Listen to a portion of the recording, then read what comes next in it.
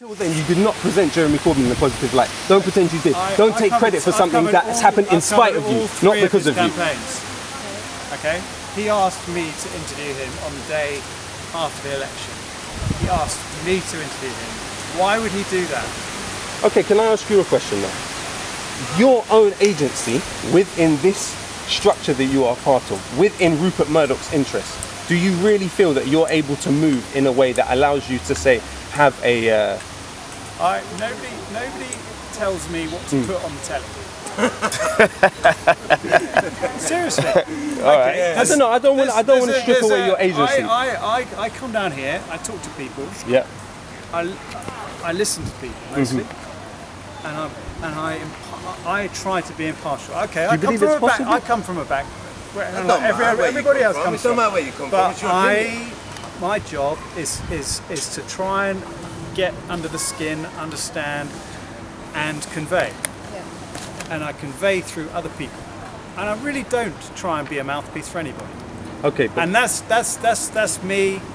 And look me up. Look what the kind of journalism I do. That's how I am. Now it happens that I work for Rupert Murdoch. Yeah. Okay. Or at least he owns most of this. He's trying to buy the rest. Yeah. Exactly. Even but the BBC. I tried to be an impartial journalist. Now maybe one day I'll go and work for the Mirror. I don't know. But I get what you're saying. I get what, and I listen to you, and I want to put your voices on the airways. So why are we That's angry? all I can do. Why are we angry? Why are you angry? Yeah. Because you've been ignored. Can you be more specific? Well, I don't think there's been enough funding in public services. There's not been enough funding in education. You know, this is an issue. But okay, it's not for me. It's not for me. I'm not a politician. But you do need to understand. You're getting under the skin, so you do need to understand. This is a specific event which we can reference, but it's a catalyst. It's brought up underlying things. Do you recognise that? You know what? I don't want to take away your agency as a person, right? But do you ever have any qualms about working for Rupert Murdoch? Do you agree with the concept of somebody being number one as rich as him, but number two owning as much of the media as he owns? I just work for a media organisation, and nobody tells me what to say or what to do. No, but I asked you a direct question.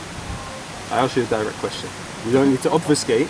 Do you ever have qualms about working for somebody that owns the majority almost of the media in this country, that is trying to own the BBC? I don't think that's a question for me to answer. That probably implies that you probably because it's meaning you sometimes have qualms, and I don't blame you, and I'm not trying to put words in your mouth, and I don't want this footage to on the internet in any way harm you or harm your situation. But it is an important issue because that's what it comes down to. It comes down to the monopolization of ideas that we have a problem with. This is something I keep saying, right? Don't get me wrong. I understand. You've got stories to run. Thank you for your time. We watch the Sky Sports. Running, bro. We watch all these programs. We give them £100. That was the question.